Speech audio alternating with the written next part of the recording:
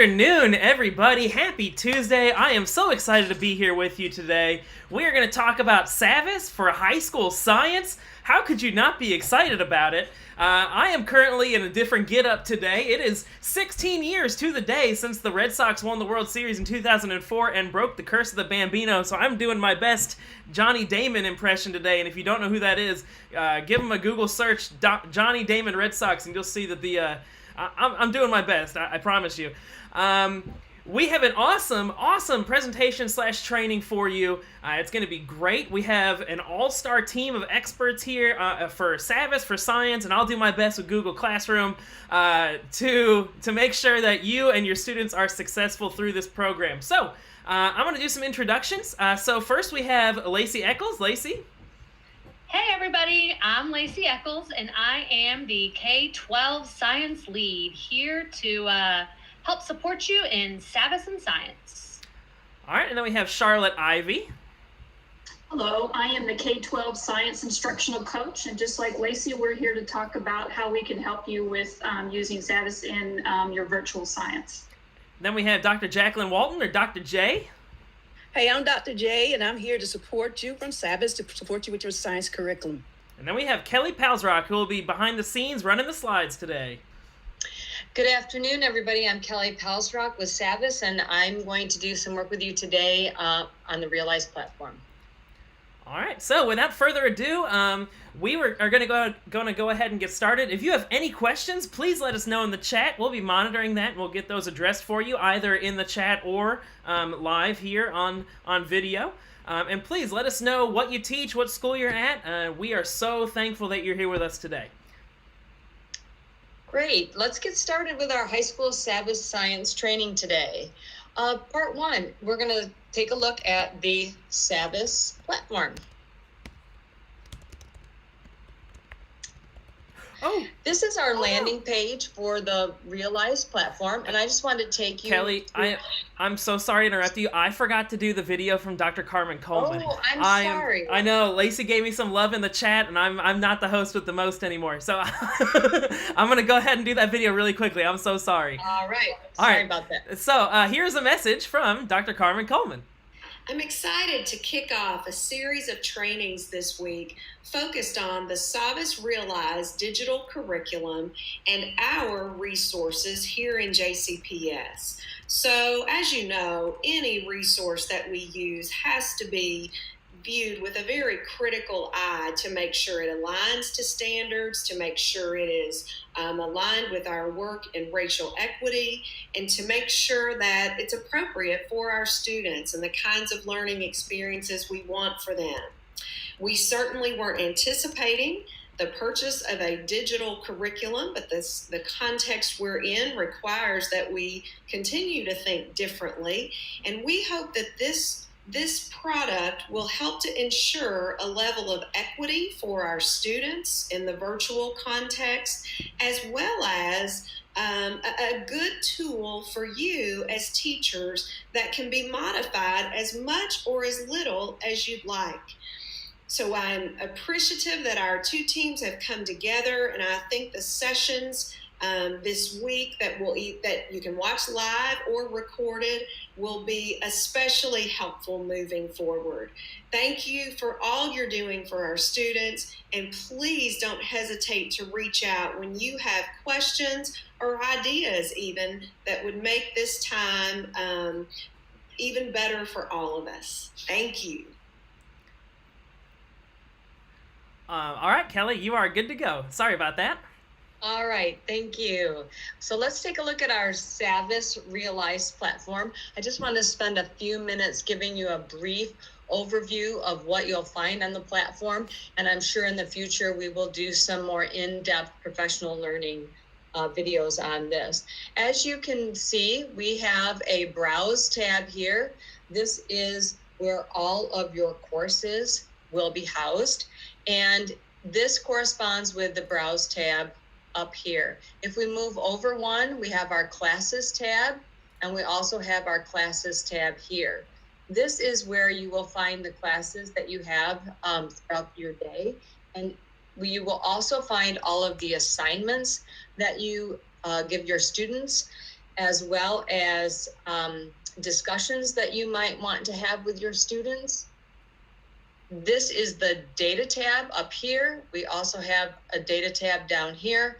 The nice thing about the data that you collect when you assign students assignments from any of your courses is that you can desegregate that data based on students. You can also look at the data by standard. This is the My Library tab. This is like a filing cabinet where you can keep all of the materials from any of your SAVVAS courses. And we're going to take a look at that in a little more detail when we get further on in our presentation. This is your search bar. So you can search for content here, and you might, like today we're talking about ecosystems. So you can type in ecosystems here and you hit the search, and this is going to search not only all of the programs within SAVVAS Realize, but it's also going to go out to Open Ed and find sources for you to use there. This is notifications. So any notifications from Realize are going to show up there, such as improvements that are being made to the platform. We will let you know when the Realize platform might not be available to you. Those usually occur on the weekends, like Saturday nights, maybe 1 in the morning until 4 in the morning. This is your question mark or help section. So you can get help for this particular page. This will take you out to your program training. So you can see that you can get training on the Realize platform itself. You can watch webinars. You can also get help for any program that you have. So if you are teaching with experience chemistry, you can watch webinars on that. You can also, if you're teaching biology, you can get help with the particular courses. This is you right here. These are your settings. So you have an icon and you have a background here. If we look at your settings, this is where you are going to set up all of your personal information that your students are going to see. You're going to put in your contact information, and then you are also going to be able to link to your Google Classroom.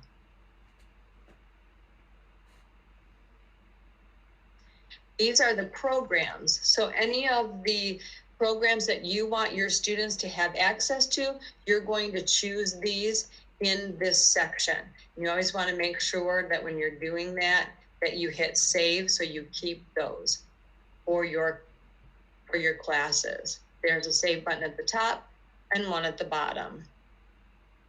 And then this is where you're going to pick your profile image and your homepage image, and you can change these. So I might want to change mine now to be this flower. If it's spring and I want to be St. Patrick's Day, I could change it here. These, change them up. Maybe you're into the frog because you're doing ecosystems. This is what I want my kids to call me. And I hit save. And it's going to show me that I've changed my settings. And when I go back to browse, should see then that when I get into my Miller and Levine biology, that I have my changes that are being made. And as we can see today, got a little bit of, there we go. So my home page has changed there. If I click on settings, we're going to see that I have a new profile. We always want to use the sign out button when we're done using this particular platform. So here again, we can see the browse. This is going to show us all of our courses. My classes, if I click on this, I'm going to see a list of all of my classes. Go down here to my biology class. I can see any assignments that I've given my students. I can set up a calendar if I would like. I can also start a discussion with my students. So this would be my discussions right here. And again, We have a nice data tab, which we'll do more professional learning on that. And then my library is located right here, which we said is like your filing cabinet. And later on today, we're going to talk about this right here, creating a playlist and how you can upload files and add links.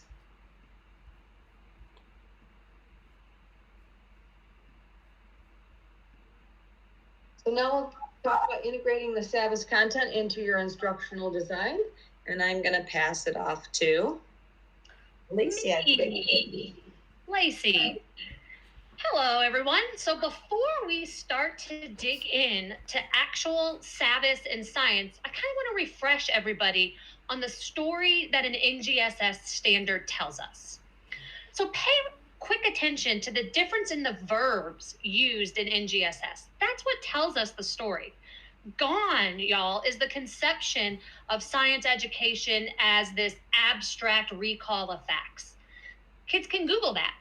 Instead, we want students to demonstrate proficiency in science by engaging in actual scientific practices.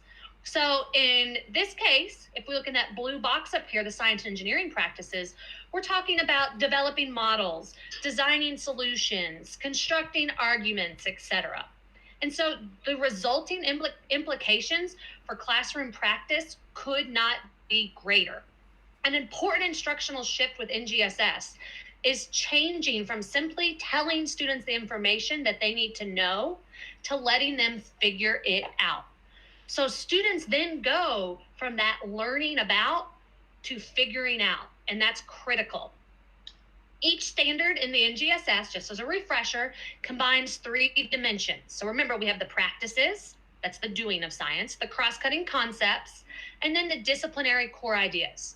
So practices refer to those behaviors that actual real scientists and engineers engage in. And then the cross-cutting concepts, that's in green on the screen, those describe links across disciplines that can help students create that coherent view of the world based on science. And then lastly, we have those disciplinary core ideas, and that's in the orange. And those are the fundamental ideas students have to know about certain disciplines. And really what a lot of us are probably traditionally used to being what science was, but now that's only a third of the story. We have these 2 other chapters that integrate with this final chapter to make this beautiful NGSS story. Next slide, please. So the NGSS presents us with a shift in the way that we traditionally do science. NGSS acknowledges that there is a vast amount of research around the idea that students learn from their experiences. And y'all, that's probably not just true in science, right? And so a JCPS science classroom is designed to make sense to students. And we call that coherence from the student's perspective. And so we use the 5E model of instruction for that coherence from the student's perspective. It's a carefully planned sequence of instruction that places students at the center of learning and includes 5 phases. So we have the engage phase, right? So this is when students are having to focus on some phenomenon or problem, some common thing that really helps students get engaged in that instructional sequence and sets the context for the story that they're about to be engaged in. Then we have explore. So we have this phenomenon, right, that we're about to explore and try to figure out. Exploring is where the doing happens. That's where we start to see many of those science and engineering practices come to life. These are common hands-on experiences that can be used to help students start to think about that phenomenon. Then we have explain.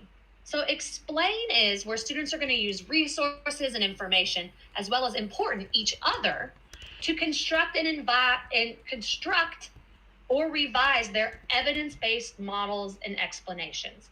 And keynote, this is where vocabulary is introduced. So now we might bounce back and forth, right, between explore and explain several times in a JCPS science classroom.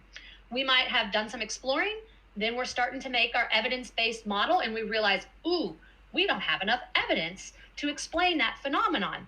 I wonder what we could do. Well, we need to go back and explore and figure something out. Then we come back to explain, add some more evidence to our models, and maybe we realize, I think we got it going on, or we might realize I need to go back to explore and do this iterative practice again and again. So once we feel pretty confident in our evidence-based models and explanations, then we go to the next phase of the 5E cycle, and that's evaluate. This is where we are assessing students' understanding of their progress towards whatever learning goal, phenomenon, outcome that we have set. Then we have elaborate.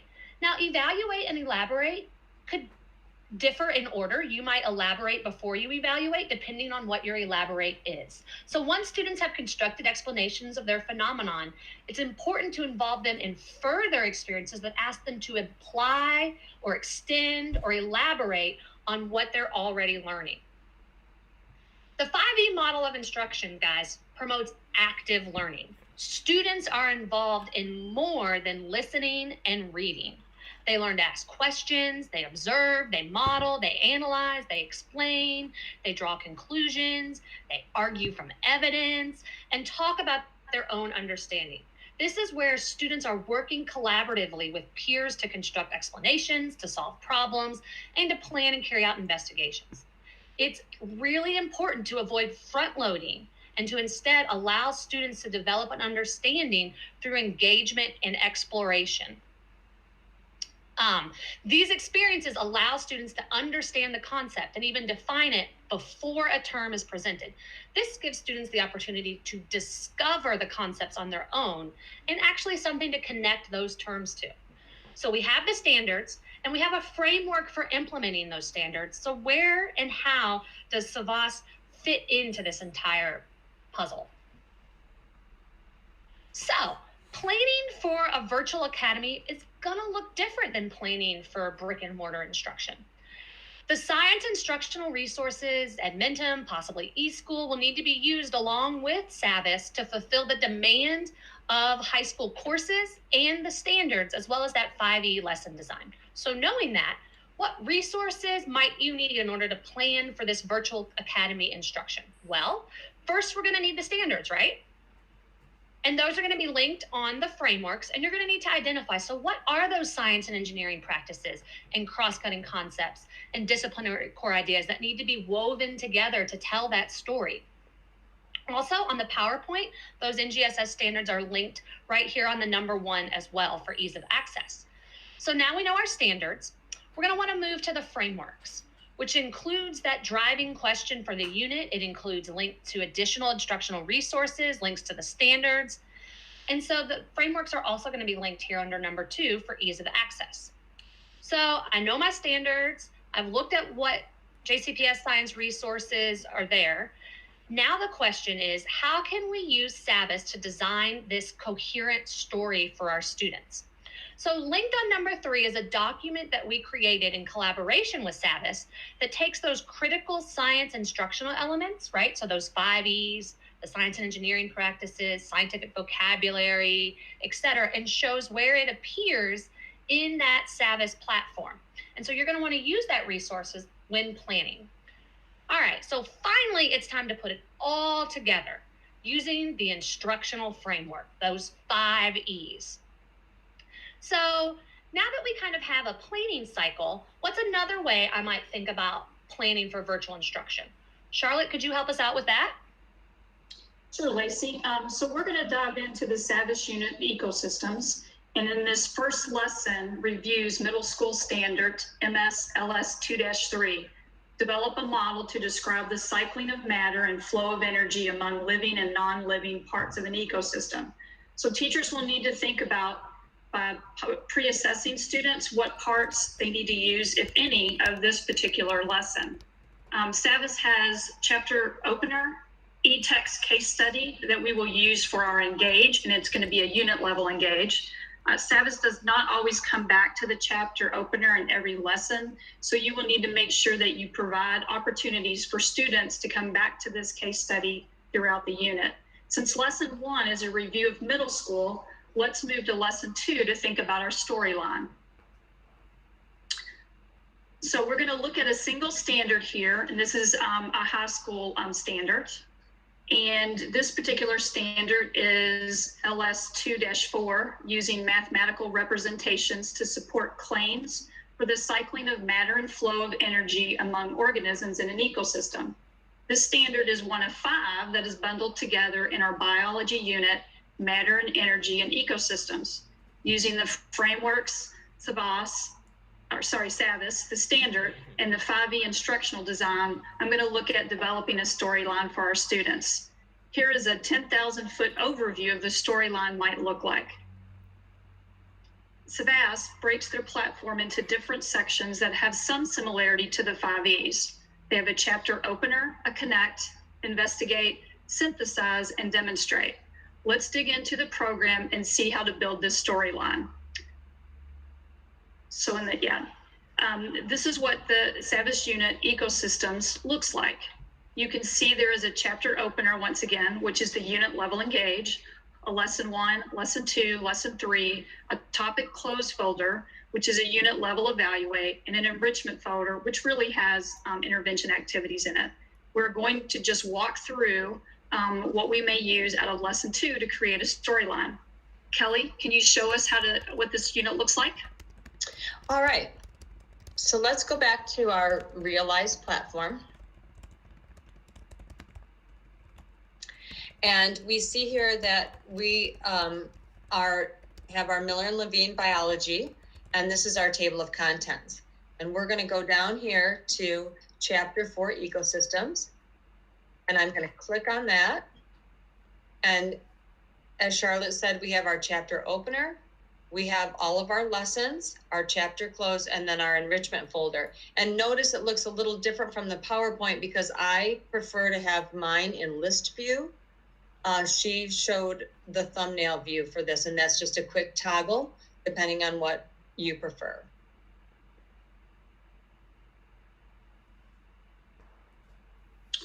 All right. This starts with the case study once again, which is the unit level engage that is cycled back to at the end of the unit. You will note the blue icon on the upper right-hand corner shows you which folder we are currently in for this unit, for this level engage. Within the chapter opener folder, there is an e-text which contains the case study engage and the biology foundations, which is a worksheet. We recommend, if using SAVVAS, the engage, you stick to the case study. You never want to lead in science with e-text like Lacey talked about earlier. We don't want to lead with text. We want to allow kids an opportunity to engage in the phenomenon and then spend the bulk of the instructional time figuring out, not reading about. If we're just reading, once again, that probably would be considered more ELA than science. Note the JCPS note in the magnifying glass. JCPS Science Classroom is designed to make sense to the students. We call that coherence from the student lens. Ensure the phenomenon you have students engage in is connected back during each 5E cycle. Kelly, can you show us how to navigate to this resource? All right. So back to our platform.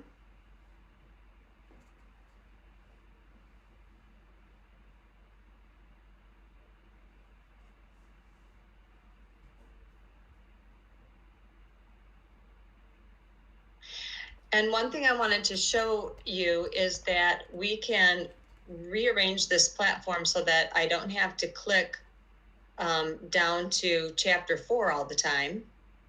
I can just bring that chapter 4 up to the top so that I don't have to scroll down. So you can rearrange your units so that the one that you're studying is always at the top. And I'm going to click over here and see if we're loaded. No, back there. Apologize for the wait.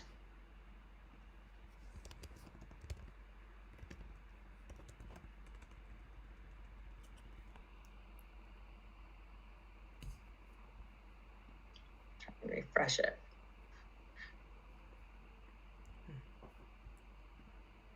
Do we want to go on to the next slide and come back? Sure. So now we're moving from the chapter 1 folder into the lesson 2 folder. You can see that by looking at the icon in the upper right-hand corner of the slide. In the investigate and in the synthesize section of this lesson, you can find several resources that might be useful during the explore phase of the 5 E's. Note the JCPS note in the magnifying glass. In order to shift from learning about to figuring it out, students must have experiences that cannot be found in a textbook. The first of those resources are interactives.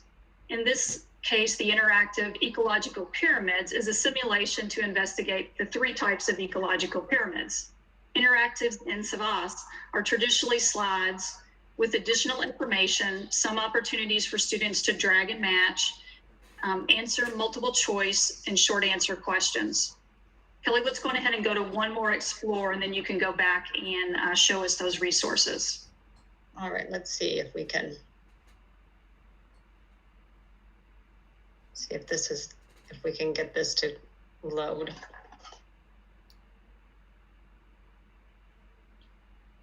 If not, Kelly, you can just talk to us a little bit about those resources. Oh, there we go. Here we go. All right, so if we go down to chapter 4, we're going to log in here, chapter 4.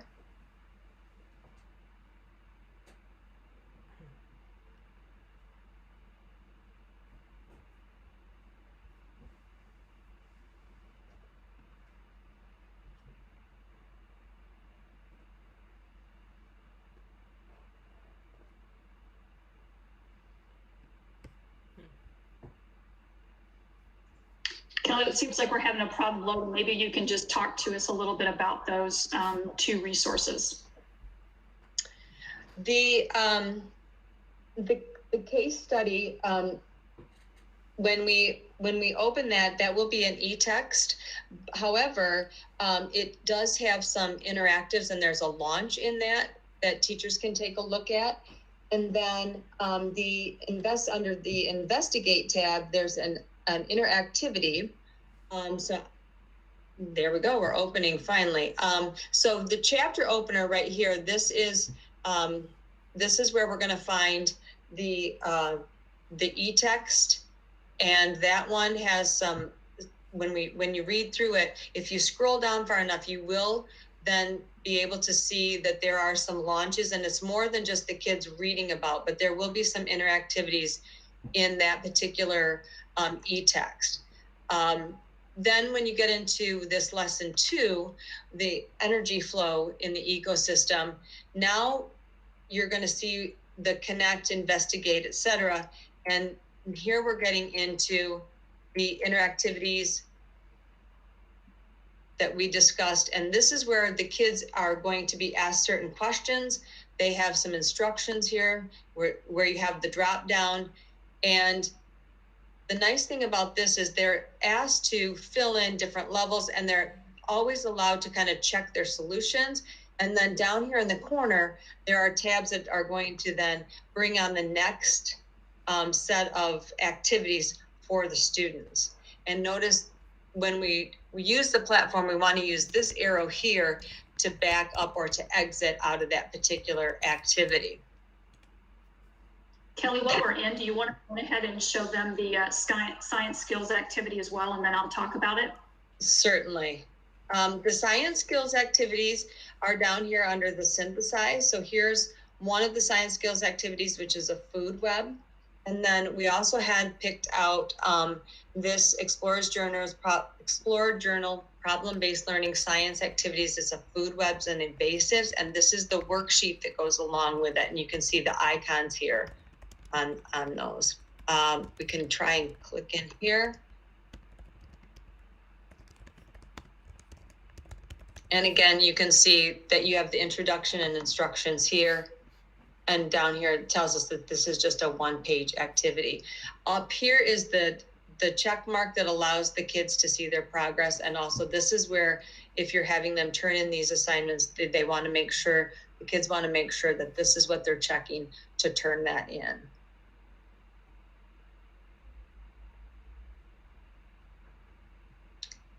I'm going to leave it like this and go back to our PowerPoint. Okay, so a little bit about the science skills activities, which Kelly already showed you, which is also used during the explore phase.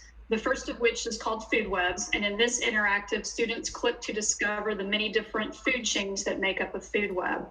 Next, there is an EJPBL science skills activity called Food Webs and Invasives, which is a virtual lab that students use to investigate feeding relationships in an aquatic ecosystem. There is also a downloadable worksheet used to accompany this. Although the e-text is part of the SAVVAS Investigate, we do not recommend students reading during the explore phase. Reading in science generally comes during explain or elaborate after students have had opportunities to figure it out. Next in SAVVAS, we have the quick labs, which is sometimes part of an explore. The quick lab allows students to have open inquiry. In this example, how you can model energy flow in an ecosystem, students use materials of their choice to develop a mathematical model of energy flow through 4 trophic levels in an ecosystem. You will need to provide additional scaffolds in order for students to successfully complete this task. Kelly, we want to try again to see if we can navigate through that resource. Okay, let's take a look. Let's see if we can. I think what I can do though is I can see if we can just go right over here to this tab. All right.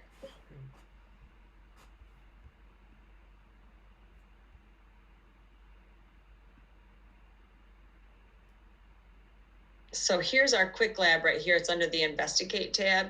And here would be here's our quick lab.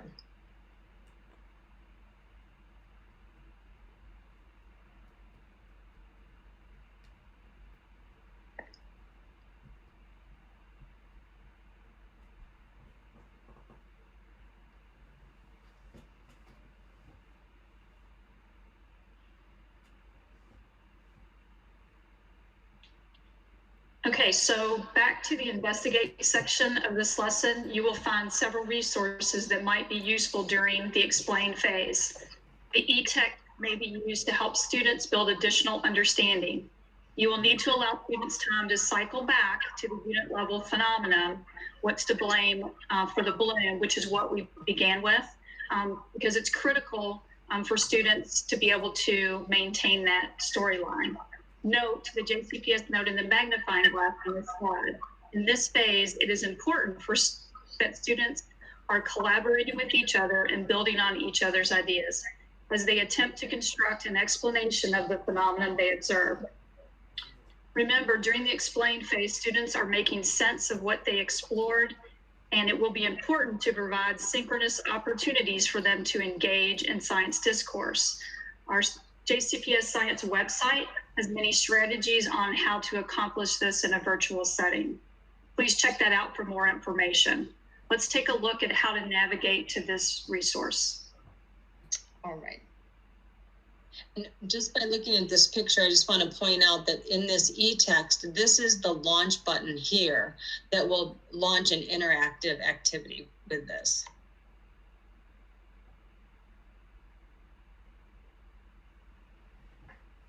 So and if we go to ecosystems,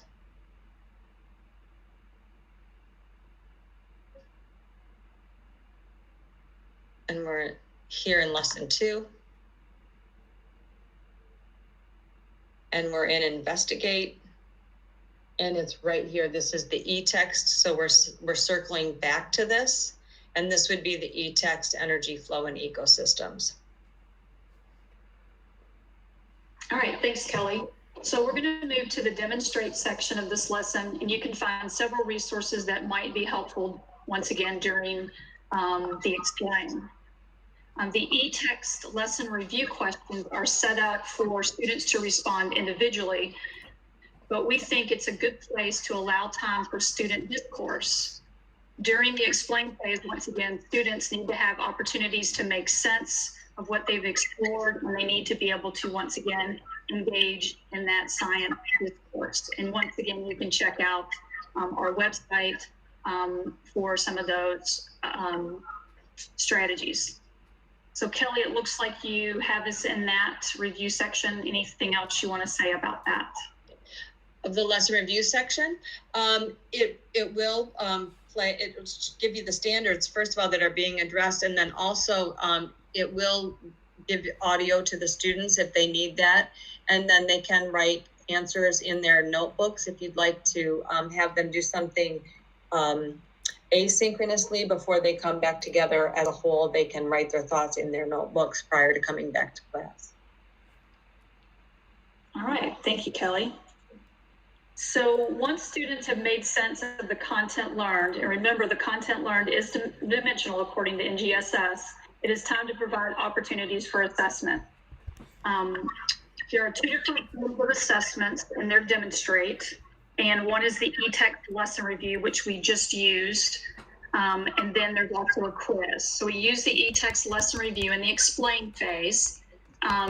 We can use the lesson level quiz, which has 8 multiple choice questions for students and is not dimensional like the NGSS standard. So because of that, you need to make sure that you provide additional resources and opportunities to assess students. Note the JCPS note in the magnifying glass again. The assessment opportunities on SAVVAS are not dimensional. You will need to additionally use CFAs and summative assessments linked to the frameworks. So Kelly, can you take us to this resource? Sure. See if it got it loaded here that we can see it better.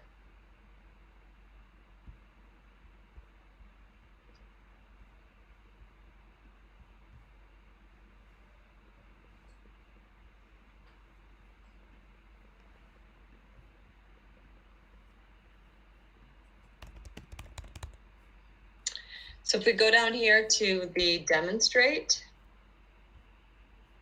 here's where we have our e-text lesson review, and here is our quiz for energy flow in ecosystems.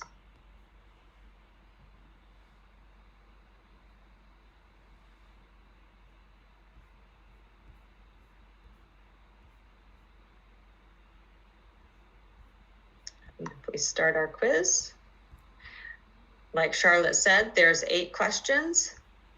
We've got this first one is our one that has some drop-down menus. One nice thing about the quizzes is that the kids can, at any time, they can review their progress. They push the next button here to load the next question. But if they review their progress, this is going to show them the 8 questions, and they can review the questions here.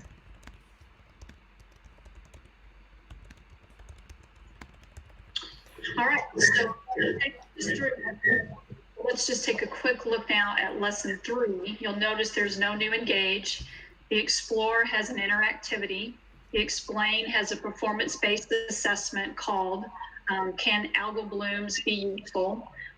There is no elaborate, and the evaluate is a level quiz. SAVVAS does not have many opportunities for students to explore during this particular lesson. Students will need more opportunities for sense making, writing to learn, and writing to demonstrate learning. And once again, the JCPS website and curriculum frameworks will be able to help you out with that. In the chapter close folder, there's a case study wrap up that is based on the original What's to Blame for the Algal Bloom Phenomenon. You will also find a unit test that has 19 multiple choice questions, 3 fill in the blank, and 3 short answer. These questions are not necessarily 3-dimensional, so you will need to use additional JCPS assessments to meet the full depth of the standard. Finally, you'll notice there also is an enrichment folder, which has some additional review of mostly the middle school standards that may be helpful for intervention. You should note the icons in the upper right-hand corner help you identify which folders on SAVVAS you can find these resources. And finally, you will notice that there will be more assessments in there than what we talked about. Please be careful. You do not want to use all of the assessments in there because it would be way too assessment heavy. So let's go to the next slide, Kelly. All right, breathing heavy. That was a lot of information. So what we want to do now is think about what was my planning process for doing this? How did I create this plan? How can I take that plan and create a playlist for myself and for my students? When I think about planning in any form, I need a place to record my thoughts and lay out my plan. When I was attempting to build this story around the biology NGSS standard, I recorded my thinking on a planning document. Kelly, can we take a quick look on that? Will you click on the link planning a playlist for me? So what you will see now is my attempt at how I went through looking at planning for this. So I started with the JCPS unit, Matter, Energy, and Ecosystems. I had my standard, which you'll see below. This is the one that we zoomed in on. And then we were looking at the SAVVAS module, Ecosystems. You'll note that across from the standard, I made some notes. One of the notes that we made were students will need additional scaffolding in order to meet the intent of the SEP, or the science and engineering practices. If you scroll down, you will then see in purple at the top, we have the 5 E's, we have the SAVVAS title, we have the SAVVAS component, which compares to the 5 E's, and then just notes that we made on each stage. And then these are the different things that we picked. If you continue to scroll down, you'll see once again lesson 1, which was kind of a review. You'll see the items we picked for lesson 2. And you will see once again some stuff that's highlighted, and those highlights, you will see notes that are connected to that, all the way down to then lesson 3. And then at the bottom, you'll see some of those closing things. So this was my way of focusing in and trying to come up with a plan to use some of these virtual resources. So Kelly, do you want to go on ahead and show everybody how that they can go to the SAVVAS platform and form a playlist? Sure. So to form a playlist, that's going to fall under that category of My Library, which serves right here as kind of your filing cabinet. And so if we look at My Library, we're going to go to here, which is create a playlist. And I went in and kind of did a title, and I came up with one that might be ecosystems. And we could write a description here. We could put in our standard if we want. That's completely up to you, what description you want to have there. If we do create, then we can explore our content. And we pick Miller and Levine biology.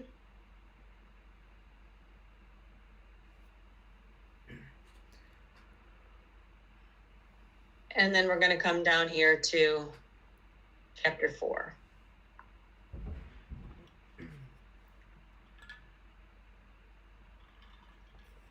So once you've gone through the activities that you want your students to participate in, you can then add those to the playlist. There's a few different ways that you can do that, depending on how you want to add those.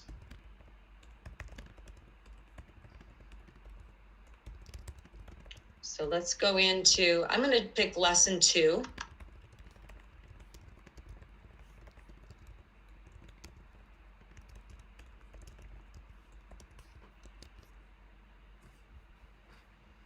And you can go through, and right here, you can see this little icon here that says add to playlist.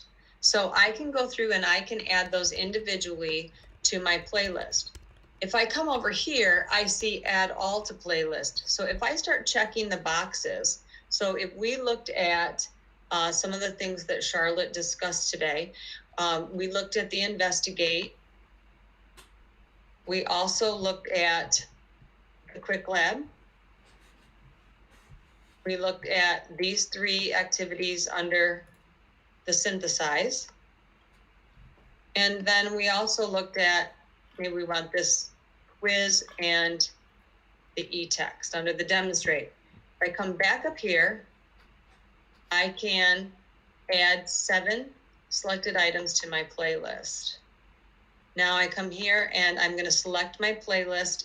Maybe I named it ecosystems. And then I can add all 7 to my playlist. If I go to that playlist, then notice how now I'm in my library and I have all of the items here in that playlist. I can then, from there, I can assign individually out to my students. I can find information on each of these assignments or activities, and I can also see my teacher resources. I can select just certain ones here if I want to edit my playlist and remove them. And if I go back out here to my library, many of us have been teaching for many years, and so we have files that we like. I can upload a file, and then that file I could add to that particular playlist. I can also upload a link. So if there's a video that I want my students to watch, I can add that URL. And then once it's in my library, I can also add that to my playlist. Anything else that I need to add there? Or that sound pretty good? I think we're great. We're ready for Lace. All right. Okay. Now that we've kind of hypothetically built 3 5E cycles planned, I wonder what that's going to look like in a week of instruction. What pieces might be asynchronous? What pieces might be synchronous? What phase of the 5E would we do asynchronous? What phase of the 5E would we do synchronous? So on the screen is a sample schedule that could be followed when using SAVVAS, or honestly any other virtual material that you use during NTI. And so this kind of week snapshot divides it into 2 columns, asynchronous and synchronous. And then you'll see this is assuming that you meet 2 to 3 days a week as for live instruction. And you'll see starting with an engage or a launch, providing that recorded lesson using video or Screencastify to get them kind of engaged in that anchoring phenomenon. Then we're going to have students asynchronously possibly explore, or using SAVVAS language, investigate. This is where they could work independently or in small groups on exploring whatever that phenomenon is through recorded videos, through simulations, through interactives. And I'm going to likely bounce over to that explain, synthesize, and do that synchronous, because student to student talking is critical when students are trying to synthesize what they just explored. So this is where you get to provide some synchronous instruction where students maybe share their initial models or initial explanations from that engage, explore phase. And you might possibly host some small groups to assess student misconceptions. Then I'm likely going to bounce back over to explore or investigate in SAVVAS language, do some more digging, do some more exploring, and bounce back over to explain or synthesize in SAVVAS language to do synchronous, so that you can provide more resources, more information to support that student learning. And likely this is where we're going to introduce those scientific or technological concepts. And then students will use those resources and information, as well as critical ideas from other students, to construct or revise those evidence-based models. And then asynchronously do some elaborate, some synthesize and evaluate, or in SAVVAS language, some demonstrate. And this is offering an asynchronous way for students to reflect on and or demonstrate their learning. So next slide. Finally, I have some tips and tricks and things you might want to consider when moving forward with SAVVAS science. So the first one is level of rigor. You want to pay attention to the level of rigor on an assignment. Do the assignment before assigning it.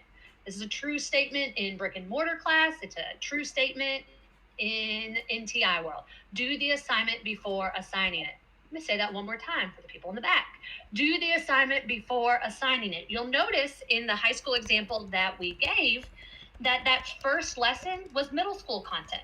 And so you need to pay attention to that level of rigor. That's not a bad thing that it was middle school content.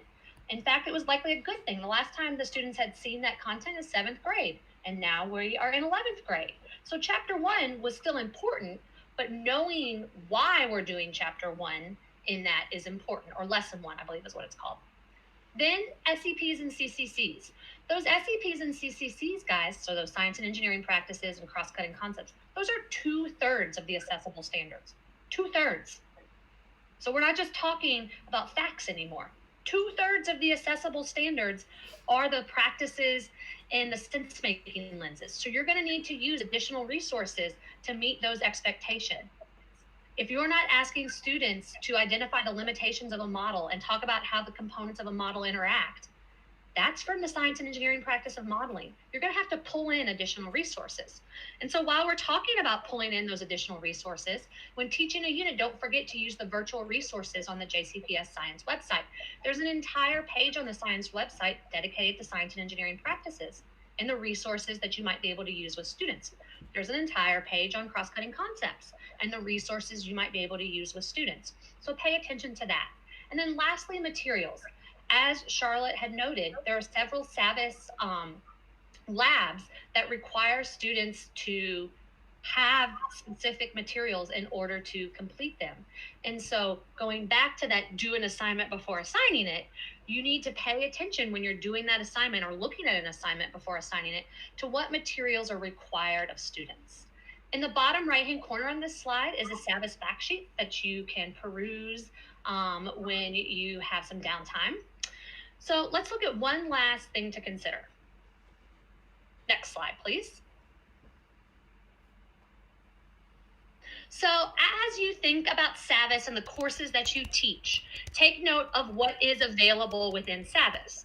We have Miller and Levine, which is a biology textbook, and that's where we pulled our example from today. We have Experience Chemistry, and that's a new program that SAVVAS has developed in partnership with Flynn Scientific. And then SAVVAS also has an environmental science option that could possibly be used with an environmental science elective. But note what's not there, that each of our core courses integrate Earth and space standards into them. That's 20 to 25% of the state assessment. These standards are not currently present in SAVVAS, and you're going to need to pull in additional resources. You're also going to note that for physics, for Earth and space, for AP, for IB, for Cambridge, you're going to need to use other resources for the virtual academy, like Edmentum, eSchool, the frameworks, the JCPS Science website has an NTI page. Those are all places that you can go to find those additional resources. Now I'm pleased to turn it over to my fabulous digital innovation friend, Matt, to talk all things SAVVAS and Google Classroom. Hello. So thank you, Kelly, Charlotte, Lacey, for all that. Just tons of awesome information. I said in the chat that listening to you all is kind of like listening to, so I watch a lot of NFL football, and in my opinion, Tony Romo, Jim Nantz, and Tracy Wolfson are the best like broadcasting trio out there, and that is absolutely what you all are. It's just amazing to listen to you guys. So we are going to talk about integrating SAVVAS into Google Classroom. So the first thing I want to say, if you want to go on to the next slide for us, Kelly, is that teachers, you will access SAVVAS through your quick links into Clever. So up in your bookmark bar, you're going to see JCPS quick links. There will be a link to Clever in there. And then what you will do is you will click where it says SAVVAS Easy Bridge. That is how teachers get into SAVVAS. You can go to SAVVAS.com and sign up for an account, and it'll be really friendly to you, but it will not be the fully unlocked, paid for, all bells and whistles SAVVAS that we want you to be using with your students. So if you go to SAVVAS.com and sign in, create an account, it will not be the full version. It'll be the free version that we don't want to be using with our kids. So we go to Quick Links, we click on Clever, and then we click on Easy Bridge under our district applications. And we can move on to the next slide. From there, you're going to click on where it says SAVVAS Realize. You'll notice there are a few different options in Easy Bridge, so that's just like a bridge going over to Indiana if you take 65 north. Once you take that bridge, you got to pick which exit you want to get off onto. We're going to take the SAVVAS Realize exit, and then if it's your first time there, it's going to take you through several different steps. It's going to have you pick a profile picture and a background, and it'll have you pick which programs it wants you to add. So those are the classes, so it would be things like biology or chemistry or environmental science that you can add to your students. And then finally, when all of that is done, we're going to get to this screen right here where it says you can add programs in EasyBridge if you forgot one or two, or you can import classes from Google Classroom. So let's go to the next slide and see how we're going to start doing that. So when we click import classes from Google Classroom, it's going to give us an option on which class or which account we want to choose. And obviously, since our Google Classroom is in our jefferson.kyschools.us account, we want to make sure we click on that JCPS account. It'll bring you up your standard allow window after that. We're just going to hit that blue allow button there, and then we're going to move on to the next section here. Now, it will allow you to import your classes one at a time, just like our backpack. So it'll give you a list of all your Google Classroom classes there, and then one at a time you want to click on them. So you can see here in these slides, we clicked on the example class, and then that's going to say, it's going to bring up another window that says add realized programs to this class. So if we go to the next slide, we can see what that looks like. And this is where you can see which classes you're going to add in, or which programs you're going to add into that Google Classroom. So since this is the science one, I chose science courses for this, or science programs. So you can see to my example Google Classroom, I'm adding conceptual physics, Miller-Levine biology, and experience chemistry. So we're going to click on those. We're going to hit import class, and then you'll see that my example class says imported. I have to go through that process for every class in Google Classroom that I want to import. So if I wanted to import my high school zone school innovation team, I would have to click on that, select my programs, click import. It'll give me that green checkbox or check mark, and then I can move on to my others. And when I'm finally done, I can click finish and view classes. And then we can go on to the next slide. So it'll give you in SAVVAS a list of all of your classes here, and they all have several of these options. So you can click on import Google classes if you forgot a class or two from Google Classroom. You can click on hide class if you have some old ones, but you don't want to totally get rid of them. You can see that you can view assignments that you've assigned to your students, either through a list view or through a calendar. You'll also see there are some class settings where you can add a co-teacher. So your co-teachers through Google Classroom will have the same permissions. They can assign things, they can view and score things. You'll see along the right or along the left, it says sync with Google. So if you have some scores that went through and it's not popping up in Google Classroom, you can click that to sync those two things together. And you can click view in Google if you want to see that in Google Classroom. Okay, we can move on. So adding assignments, if you click on where it says assignments, where that purple arrow is, it'll take you to this orange window where you can find items to add by exploring your program. So if we click there, it'll take us to the next slide. And we can see that we go through here, we can add additional assignments by going to browse, or we can look at our list view to find that content that we want to add in. And that can be done by looking at the playlists and things like that as well, just like Kelly and Charlotte and Lacey talked to you about creating. So once we have located our assignments, we're just going to click assign, and that'll add it to our Google Classroom. And so you can see this window will pop up that says create an assignment. We can title it, we can give it a start date, a due date, we can give some optional instructions there just like we would through other assignments in Google Classroom. And then we will see it says enter a class, group, or student name. So if we're talking about my example class, I would type example in there, and it would give me an option to add this assignment to the whole class. If I wanted to assign something just to Lacey or just to Charlotte, I would type their names in there, and I could add it just to them. So after I select who I want this assignment to be assigned to, I simply click that assign button.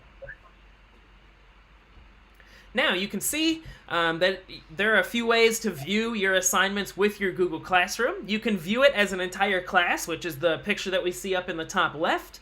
And you can see for that assignment I had 0 out of 1 assigned students that had finished that.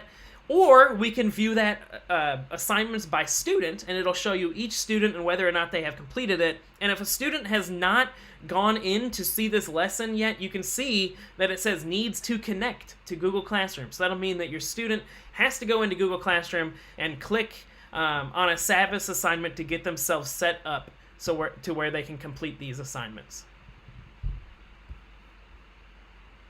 Okay, I briefly mentioned this earlier, but you can have co-teachers with your SAVVAS / Google Classroom classes. And again, they will have all the same permissions as you for your SAVVAS Classroom. So they can create assignments, they can score assignments, they can view assignments, they can hide them, they can do whatever it is that you could do as a teacher in SAVVAS.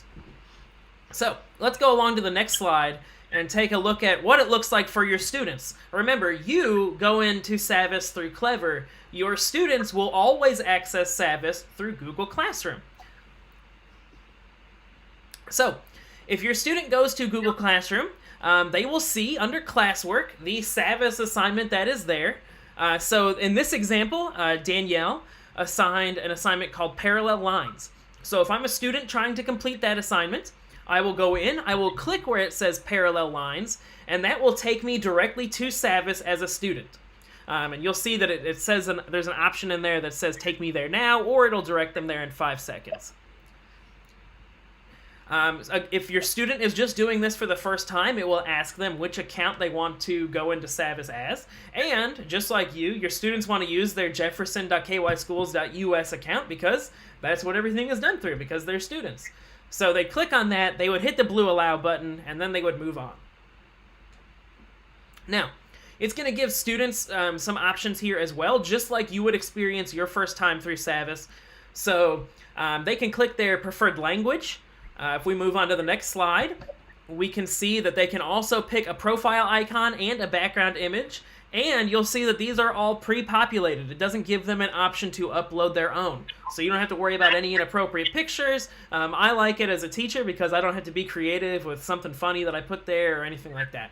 So they would select a profile icon, they select a home page, then, if we look at the next slide, we can see that it'll tell them they are ready. They can now go and do their assignments. So let's go ahead and click on that Let's Go. And they will just go ahead and complete their assignment. Now, if we want to talk about students turning in work with SAVVAS and Google Classroom, we can go to the next slide. And so a student will find and access all of their assignments again through Google Classroom. They click on that Interactive Student Edition there, and it'll take them to SAVVAS where they can complete that assignment. Students will find that information right there. They can choose to do that assignment, and then if you look at the picture on the bottom right there, there will be a black button that says Turn In. Students will simply hit Turn In, and that'll be the assignment completed for them. Oh, we can go on to the next slide. Sorry, Kelly.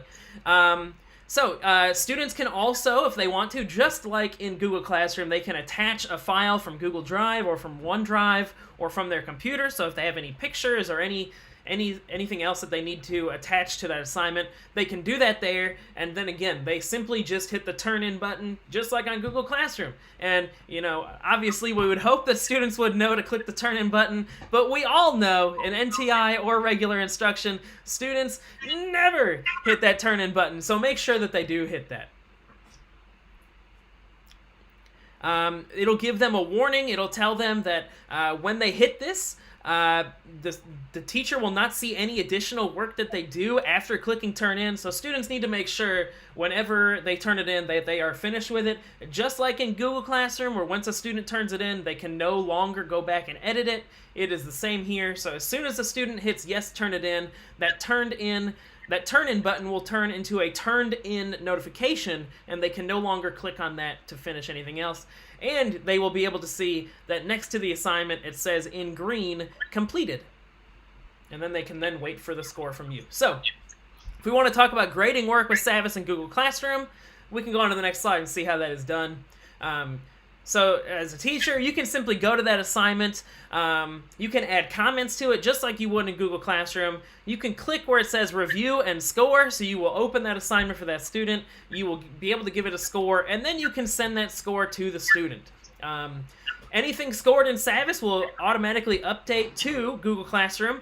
There are also some assignments through SAVVAS that are automatically graded. And when that happens, or whenever it's something that you grade, a grade in SAVVAS will translate to a grade in Google Classroom. And remember, if you have any issues with grades not popping in, or completions, or assignments, or anything like that, back a few slides ago, we had that sync with Google option for our classes. If you see some issues with things, always hit sync for Google and make sure that it syncs that way. Okay, Kelly, we can move on.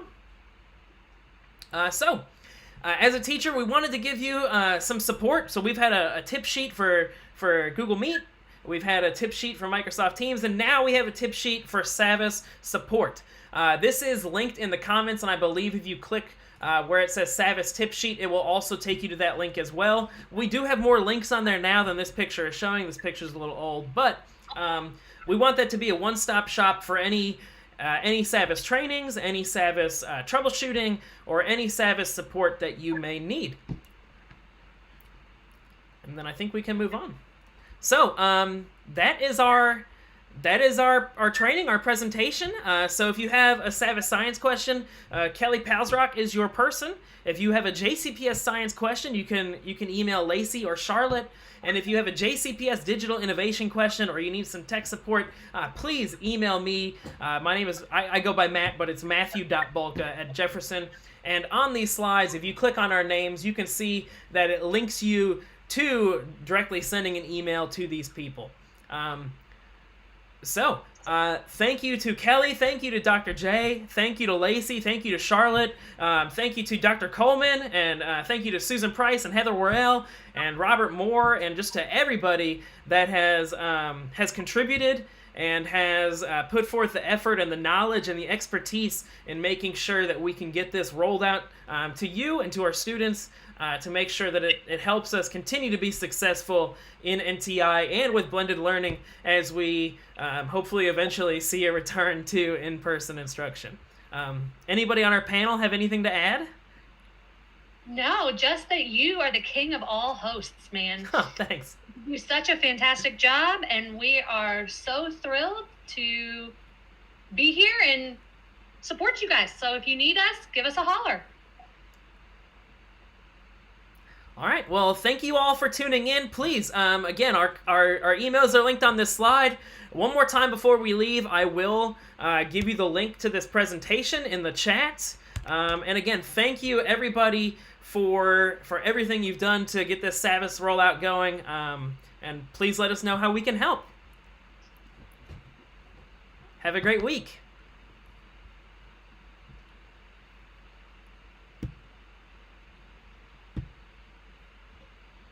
Okay, I ended the stream. We're good.